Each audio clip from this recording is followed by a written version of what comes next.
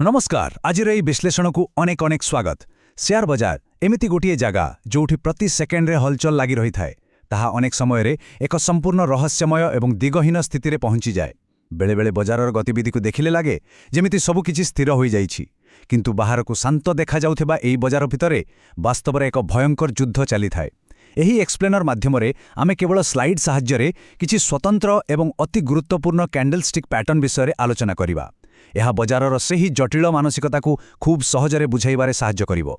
मुख्यतः आमे दुईटी शक्तिशाली टूल बा सूचकांक स्पिनिंग टॉप्स एवं डोजी प्रकृतरे किपरि काम करे एवं एगुड़िक किभଳି बजारर सबुठारु गभीर अनिश्चितता को प्रकाश करंती ताहा पूरा सविशेष भावे डिकोड करिबा।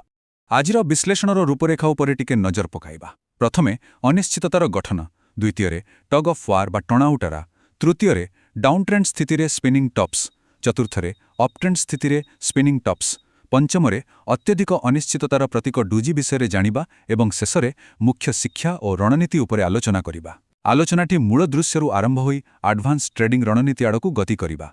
पर्याय 1 anatomy of market indecision understanding the visuals, अर्थात बजार अनिश्चिततार गठन एवं एहार दृश्यमान दिग।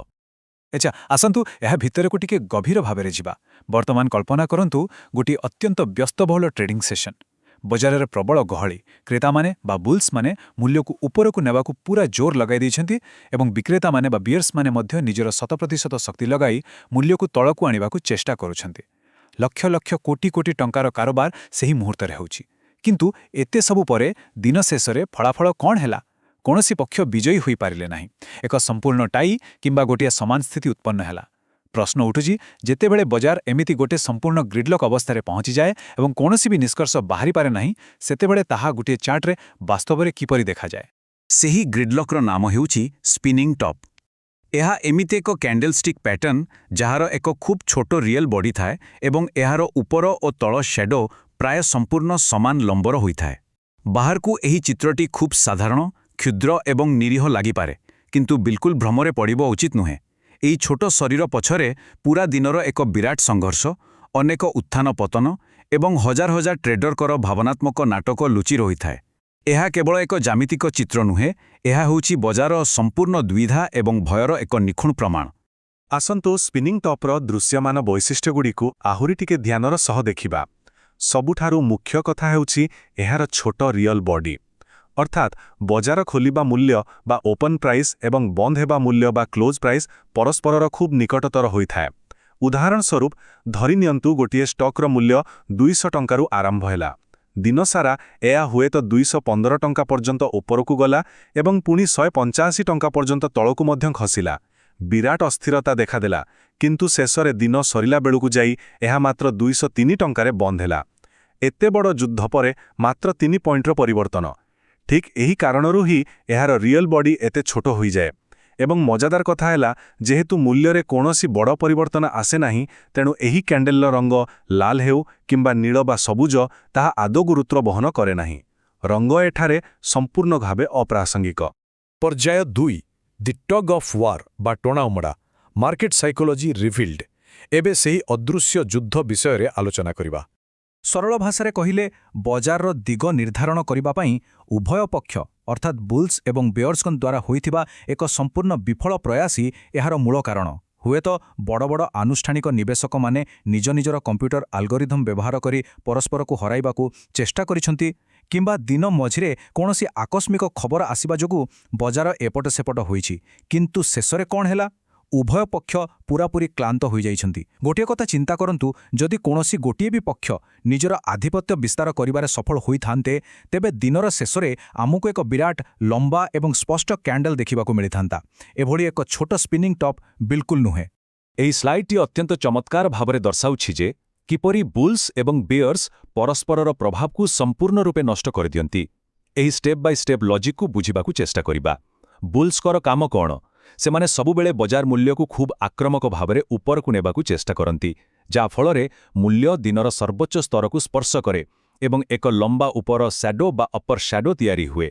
ठीक विपरीतरे बियर्स माने निजर समस्त शक्ति लगाई मूल्य को तळकू खसाइबाकू चेष्टा करंती, जा फलरे तळ आड़कू एक लोअर शैडो सृष्टि हुए। କିନ୍ତୁ ଦିନ ସରିଲା ବେଳକୁ ଉଭୟ ପକ୍ଷ ନିଜର ସେହି ଆଡ଼ମ୍ବର ଗତି ବା ମୋମେଣ୍ଟମ୍ ବଜାୟ ରଖିବାରେ ଚରମ ବିଫଳ ହୁଅନ୍ତି। ଫଳସ୍ୱରୂପ କେହି ବି ଜିତନ୍ତି ନାହିଁ ଏବଂ ମଝିରେ ଏକ ଛୋଟ ନିରୀହ ରିଏଲ୍ ବଡି ରହିଯାଏ। ଏହା ଗୋଟିଏ ଫରେନ୍ସିକ୍ ପ୍ରମାଣ ପରି, ଯାହାକି ଆମକୁ ବଜାରର ସମ୍ପୂର୍ଣ୍ଣ କାହାଣୀଟିକୁ ଗୋଟିଏ ଝଲକରେ ବର୍ଣ୍ଣନା କରିଦିଏ। ବୁଲ୍ସ କିମ୍ବା ବିୟର୍ସ କେହି ବି ବଜାର ଉପରେ ନିଜର କୌଣସି ପ୍ରଭାବ ପ୍ରତିଷ୍ଠା କରିପାରିଲେ ନାହିଁ। ଏହି ଉକ୍ତିଟିର ଗଭୀରତାକୁ ବୁଝିବା ଅତ୍ୟନ୍ତ ଜରୁରୀ ଅଟେ। ଏହା ବଜାରର ଅତ୍ୟଧିକ ଅନିଶ୍ଚିତତା ଏବଂ ଗୋଟିଏ ପ୍ରକାରର ପକ୍ଷାଘାତ ବା ପାରାଲିସିସ୍ ଅବସ୍ଥାକୁ ଖୁବ୍ ସ୍ପଷ୍ଟ ଭାବରେ ଦର୍ଶାଉଛି। ବଜାର ନିଜେ ହିଁ ଦ୍ୱନ୍ଦ୍ୱରେ ପଡ଼ିଯାଇଛି ଯେ ଆଗକୁ କେଉଁ ଦିଗକୁ ଯିବ, ଉପରକୁ ନା ତଳକୁ। ସମସ୍ତେ ଗୋଟିଏ ଶୂନ୍ୟ ସ୍ଥାନରେ ହାତ ବାନ୍ଧି ଠିଆ ହୋଇଯାଇଛନ୍ତି। ପର୍ଯ୍ୟାୟ 3 spinning tops in down trends the bears pause. ବିୟର୍ସଙ୍କର ବିଶ୍ରାମ ନେବାର ସମୟ। କେବଳ ଗୋଟିଏ ସ୍ପିନିଂ ଟପ୍କୁ ଏକାକି ନେଇ ଦେଖିଲେ ତାହାର କୌଣସି ବିଶେଷ ଅର୍ଥ ବାହାରେ ନାହିଁ। କିନ୍ତୁ ଯେତେବେଳେ ଏହାକୁ ପୂର୍ବରୁ ଚାଲି ଆସୁଥିବା ବ୍ରଡର ଚାର୍ଟ ଟ୍ରେଣ୍ଡ ସହିତ ଯୋଡ଼ି ଦେଖାଯାଏ, ସେତେବେଳେ ଏହାର କାହାଣୀ ସମ୍ପୂର୍ଣ୍ଣ ବଦଳିଯାଏ। ଉଦାହରଣ ସ୍ୱରୂପ ଏକ ପୂର୍ବ ଡାଉନ୍ଟ୍ରେଣ୍ଡ କଥା ବିଚାରକୁ ନିଆଯାଉ। ଏଠାରେ ବିୟର୍ସମାନେ ବଜାର ଉପରେ ଏକଚାଟିଆ ଆଧିପତ୍ୟ ବିସ୍ତାର କରି ମୂଲ୍ୟକୁ କ୍ରମାଗତ ଭାବରେ ତଳକୁ ଆଣୁଥାନ୍ତି। କିନ୍ତୁ ହଠାତ୍ ଦିନେ ଗୋଟିଏ ସ୍ପିନିଂ ଟପ୍ ଦେଖାଯାଏ। ଏହାର ସିଧାସଳଖ ଅର୍ଥ ହେଉଛି ବିୟର୍ସମାନେ ବର୍ତ୍ତମାନ ଟିକେ କ୍ଳାନ୍ତ ହୋଇପଡ଼ିଛନ୍ତି। ଯେମିତିକି ଜଣେ ପାହାଡ଼ରୁ ତଳକୁ ଓହ୍ଲାଉଥିବା ବ୍ୟକ୍ତି ଥକିଯାଇ ଗୋଟିଏ ବଡ଼ ପଥର ଉପରେ ବସି ବିଶ୍ରାମ ନେଉଛି। ସେମାନେ ଆଉଥରେ ନୂଆ ବିକ୍ରି ପ୍ରକ୍ରିୟା ଆରମ୍ଭ କରିବା ପୂର୍ବରୁ ହୁଏତ ନିଜ ସ୍ଥିତିକୁ ସୁଦୃଢ଼ କରୁଛନ୍ତି କିମ୍ବା ବଜାରରୁ ସମ୍ପୂର୍ଣ୍ଣ ବିଦାୟ ନେବାର ପ୍ରସ୍ତୁତି କରୁଛନ୍ତି। ଠିକ୍ ଏହାର ବିପରୀତ ସ୍ଥିତିରେ, ଅର୍ଥାତ୍ ଏକ ଅପ୍ଟ୍ରେଣ୍ଡରେ, ବୁଲ୍ସମାନେ ସମାନ ଭାବେ କ୍ଳାନ୍ତ ହୋଇ ବିୟର୍ସଙ୍କ ପାଇଁ ବାଟ ଛାଡ଼ି ଦିଅନ୍ତି। ଏହି ଅବସ୍ଥାକୁ ଟ୍ରେଡିଂ ଦୁନିଆରେ ପ୍ରାୟତଃ ଏକ ପ୍ରକାର ଝଡ଼ ପୂର୍ବର ନୀରବତା ବୋଲି କୁହାଯାଇପାରେ। ଏହି ନୀରବତା ଦେଖିବାକୁ ଯେତିକି ଶାନ୍ତ, ବାସ୍ତବରେ ସ୍ଥିତିକି ରହସ୍ୟମୟ ଏବଂ ବିପଜ୍ଜନକ। କାରଣ ଏହା ଏକଦମ ନିଶ୍ଚିତ ଯେ ବଜାରରେ ଗୋଟିଏ ବଡ଼ ଝଡ଼ ଖୁବ୍ ଶୀଘ୍ର ହିଟ୍ କରିବ ଏବଂ ଏକ ବିରାଟ ଗତିବିଧି ଦେଖାଦେବ। ଅଧିକାଂଶ ସମୟରେ ଅନଭିଜ୍ଞ ଟ୍ରେଡରମାନେ ଏହି କ୍ଷଣିକ ଶାନ୍ତ ପରିବେଶକୁ ଦେଖି ତରବରିଆ ଭାବେ ବଜାରରେ ପ୍ରବେଶ କରିଯାଆନ୍ତି ଏବଂ ତାପରେ ଖରାପ ଭାବରେ ଟ୍ରାପ୍ ହୋଇଯାଆନ୍ତି। ବଜାରରେ ଝଡ଼ ଆସୁଛି, ତାହା ସମ୍ପୂର୍ଣ୍ଣ ସତ୍ୟ, ଏଥିରେ କୌଣସି ସନ୍ଦେହ ନାହିଁ। କିନ୍ତୁ ସବୁଠାରୁ ବଡ଼ ପ୍ରଶ୍ନ ହେଲା, ଏହା କ'ଣ ପୂର୍ବ ଟ୍ରେଣ୍ଡର ଏକ କ୍ରମାଗତ ବିସ୍ତାର ବା କଣ୍ଟିନ୍ୟୁଏସନ୍ ହେବ, ନା ଏକ ସମ୍ପୂର୍ଣ୍ଣ ବିପରୀତ ଦିଗ ବା ରିଭର୍ସାଲ୍ ହେବ? ଏଠାରେ ସବୁଠାରୁ ବଡ଼ ସମସ୍ୟା ହେଉଛି ଯେ ଏହାକୁ ଆଗୁଆ ଅନୁମାନ କରିବା ଏକଦମ ଅସମ୍ଭବ। ତେଣୁ ଏଭଳି ପରିସ୍ଥିତିରେ ରଣନୀତିଗତ ଭାବରେ ପ୍ରତୀକ୍ଷା କରିବା ଏବଂ ଗୋଟିଏ ସଠିକ୍ ପ୍ରତିକ୍ରିୟା ପାଇଁ ନିଜକୁ ପ୍ରସ୍ତୁତ ରଖିବା ହିଁ ସର୍ବାଧିକ ଆବଶ୍ୟକ। ପର୍ଯ୍ୟାୟ 4 ସ୍ପିନିଂ ଟପ୍ସ ଇନ୍ ଅପ୍ଟ୍ରେଣ୍ଡସ୍ ବୁଲ୍ସ ଫେଟିଗ୍ଡ। ଏବେ ଆମେ ଦେଖିବା ବୁଲ୍ସମାନେ କିପରି କ୍ଳାନ୍ତ ହୁଅନ୍ତି। ବର୍ତ୍ତମାନ ଏହି ସ୍ଲାଇଡ୍ ଏବଂ ଏହି ପରିସ୍ଥିତି ବିଷୟରେ ପ୍ରକୃତିରେ ସବୁଠାରୁ ଆକର୍ଷଣୀୟ କଥାଟି ହେଉଛି ଏହି ନମ୍ବର 50-50। ଏକ ଶକ୍ତିଶାଳୀ ଏବଂ ଲମ୍ବା ଅପ୍ଟ୍ରେଣ୍ଡ ପରେ ଯେତେବେଳେ ହଠାତ୍ ସ୍ପିନିଂ ଟପ୍ ସୃଷ୍ଟି ହୁଏ, ସେତେବେଳେ ବଜାରରେ ଏକ ସଂଶୋଧନ ବା କରେକ୍ସନ୍ ଆସିବାର ଯେତିକି ସମ୍ଭାବନା ଥାଏ, ଉପର ଦିଗରେ ର୍ୟାଲି ଆହୁରି ଆଗକୁ ଜାରି ରହିବାର ଠିକ୍ ସେତିକି ହିଁ ସମ୍ଭାବନା ଥାଏ। ଏହା ଠିକ୍ ଗୋଟିଏ ମୁଦ୍ରା ଟସ୍ କଲାପରି ଏକ ପରଫେକ୍ଟ 50-50 ପରିସ୍ଥିତି। ଆପେକ୍ଷିକ ଭାବରେ କୌଣସି ଗୋଟିଏ ବି ପକ୍ଷର ପଲ୍ଲା ଏଠାରେ ଭାରି ନଥାଏ। ଯେହେତୁ ସମ୍ଭାବନା ସମ୍ପୂର୍ଣ୍ଣ ଭାବେ 50-50ରେ ବିଭକ୍ତ, ଜଣେ ବିବେକୀ ନିବେଶକ ଏହି ସମୟରେ ଅଯଥା କୌଣସି ବଡ଼ ବାଜି ଲଗାଇବା ଆଦୌ ଉଚିତ ନୁହେଁ। ଏହା ପରିବର୍ତ୍ତେ ଏକ ହିସାବ କରାଯାଇଥିବା ଏବଂ ପ୍ରତିରକ୍ଷାମୂଳକ ବା ଡିଫେନ୍ସିଭ୍ ଅଭିମୁଖ୍ୟ ଗ୍ରହଣ କରି ଉଭୟ ଫଳାଫଳ ପାଇଁ ପ୍ରସ୍ତୁତ ରହିବା ଅତ୍ୟନ୍ତ ଜରୁରୀ। ବଜାରରେ ଦୀର୍ଘଦିନ ଧରି ତିଷ୍ଠି ରହିବା ପାଇଁ ମୂଳଧନର ସୁରକ୍ଷା ସର୍ବଦା ପ୍ରାଥମିକତା ହେବା ଦରକାର। କାରଣ ଯଦି ମୂଳଧନ ସୁରକ୍ଷିତ ରହିବ, ତେବେ ଆଗକୁ ଏକ ସ୍ପଷ୍ଟ ଟ୍ରେଣ୍ଡ ଆସିଲେ ପୁନର୍ବାର ନିଶ୍ଚିତ ଭାବରେ ଲାଭ କମାଇବା ସମ୍ଭବ ହୋଇପାରିବ। ଏହି ସ୍ଥିତିକୁ ସମ୍ଭାଳିବା ପାଇଁ 50% ରୁଲ୍ ଷ୍ଟ୍ରାଟେଜି ହେଉଛି ଏକ ଚମତ୍କାର ଏବଂ ବହୁତ ସୁରକ୍ଷିତ ନୀତି। ଏକ ପ୍ରକାରର କହିଲେ ଏହା ପେସାଦାର ଟ୍ରେଡରମାନଙ୍କର ଏକ ଇନସାଇଡର ରହସ୍ୟ। ତେବେ ଏହା କାମ କେମିତି କରେ? ଧରିନିଅନ୍ତୁ, ଆମ ପାଖରେ ଗୋଟିଏ କମ୍ପାନୀର 100ଟି ସେୟାର ଅଛି ଏବଂ ସେଗୁଡ଼ିକ ଏବେ ଭଲ ଲାଭରେ ଅଛି। ପ୍ରଥମ ପଦକ୍ଷେପ ହେଉଛି ବିନା କୌଣସି ଦ୍ୱିଧାରେ ସେଥିମଧ୍ୟରୁ 50ଟି ସେୟାର ତୁରନ୍ତ ବିକ୍ରି କରିନେବା ଏବଂ ନିଜର ଲାଭ ବୁକ୍ କରିନେବା।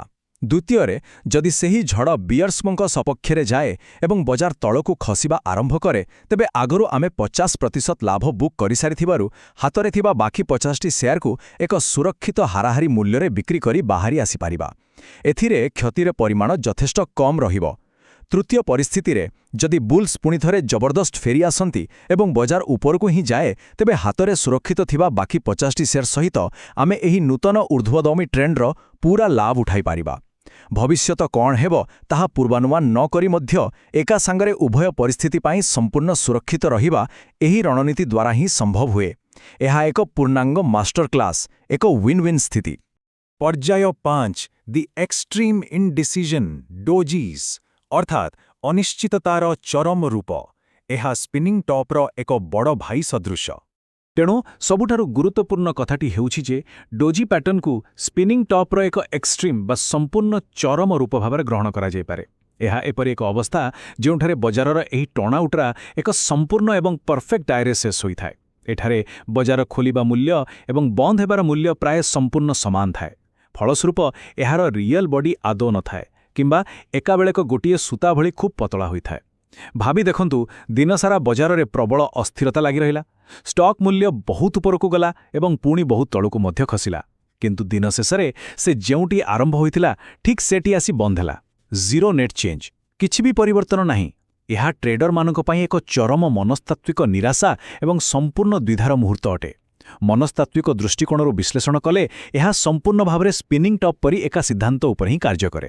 ବଡି ଏତେ ପତଳା ଥିବା କାରଣରୁ ଏହି କ୍ୟାଣ୍ଡେଲଷ୍ଟିକ୍ର ରଙ୍ଗର ବାସ୍ତବରେ କୌଣସି ବି ମୂଲ୍ୟ ନାହିଁ।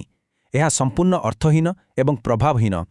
ଜଣେ ନିବେଶକ ଏହା ଲାଲ ହୋଇଛି କିମ୍ବା ନୀଳ ହୋଇଛି ବୋଲି ଭାବି କଦାପି ନିଜକୁ ଦ୍ୱନ୍ଦ୍ୱରେ ପକାଇବା ଉଚିତ ନୁହେଁ। ଏଠାରେ କେବଳ ଗୋଟିଏ ବିଷୟ ଗୁରୁତ୍ୱ ରଖେ, ତାହା ହେଉଛି ଓପନ୍ ଏବଂ କ୍ଲୋଜ୍ ପ୍ରାଇସ୍ ମଧ୍ୟରେ ଥିବା ଅତ୍ୟଧିକ ନିକଟତରତା। ଏହି ଗୋଟିଏ ବିଷୟ ହିଁ ବଜାରର ସମ୍ପୂର୍ଣ୍ଣ ସ୍ଥବିରତାକୁ ସିଧାସଳଖ ପ୍ରମାଣ କରେ। ପର୍ଯ୍ୟାୟ 6 ଷ୍ଟାନ୍ସେସ୍ ଆଣ୍ଡ କି ଟେକ୍ଆୱେଜ୍ ଅର୍ଥାତ୍ ମୁଖ୍ୟ ଶିକ୍ଷା ଏବଂ ଗୁରୁତ୍ୱପୂର୍ଣ୍ଣ ସୂଚନା ଯାହା ଆମର କାମରେ ଆସିବ। କୌଣସି ବି ନିଷ୍ପତ୍ତି ନେବା ପୂର୍ବରୁ ଏହି କିଛି ଅତି ଗୁରୁତ୍ୱପୂର୍ଣ୍ଣ ଟ୍ରେଡିଂ ସୂକ୍ଷ୍ମତାକୁ ସବୁବେଳେ ମନେ ରଖିବା ଉଚିତ। ପ୍ରଥମତଃ, ଏହି ପ୍ୟାଟର୍ନଗୁଡ଼ିକୁ କେବଳ ଏଣ୍ଡ ଅଫ୍ ଡେ ବା EOD ଡେଲି ଚାର୍ଟରେ ସବୁଠାରୁ ଭଲ ଭାବେ ବିଶ୍ଳେଷଣ କରାଯାଇପାରିବ। ଦିନ ମଝିରେ ଏହାକୁ ଦେଖି ତରବରିଆ ନିଷ୍ପତ୍ତି ନେବା ଭୁଲ ହୋଇପାରେ। ଦ୍ୱିତୀୟତଃ, ଏହା କୌଣସି କଠୋର ଗାଣିତିକ ନିୟମ ନୁହେଁ ଯେ ଉପର ଏବଂ ତଳ ସ୍ୟାଡୋ ସମ୍ପୂର୍ଣ୍ଣ ରୂପେ ମାପିଲା ଭଳି ସମାନ ହେବା ଆବଶ୍ୟକ।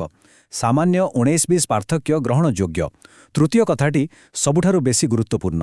ଯେତେବେଳେ ଏହି କ୍ୟାଣ୍ଡେଲଗୁଡ଼ିକ ଏକାଧିକ ସେସନ୍ ଧରି ଗୋଟିଏ କ୍ଲଷ୍ଟର ବା ଗୋଷ୍ଠୀରେ ଦେଖାଯାଆନ୍ତି, ସେତେବେଳେ ଏହାର ନିର୍ଭରଯୋଗ୍ୟତା ଯଥେଷ୍ଟ ବୃଦ୍ଧି ପାଏ।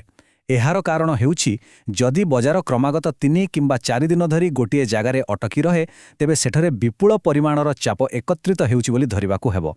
ଏବଂ ଯେତେବେଳେ ସେହି ଚାପ ମୁକ୍ତ ହେବ, ଏହାର ବ୍ରେକ୍ଆଉଟ୍ ଅତ୍ୟନ୍ତ ଭୟଙ୍କର ଏବଂ ବିସ୍ଫୋରକ ହେବ। ଶେଷରେ ସବୁଠି ବଡ଼ ଚେତାବନୀ ହେଉଛି ଯେ ବ୍ୟାପକ ବଜାର ସ୍ଥିତି ଏବଂ ପୂର୍ବ ଟ୍ରେଣ୍ଡକୁ ଠିକ୍ ଭାବେ ନ ବୁଝି କେବଳ ଗୋଟିଏ ସ୍ପିନିଂ ଟପ୍ କିମ୍ବା ଡୋଜି ଦେଖି କଦାପି କୌଣସି ନୂତନ ଟ୍ରେଡ୍ ଆରମ୍ଭ କରିବା ଆଦୌ ବୁଦ୍ଧିମାନର କାମ ନୁହେଁ।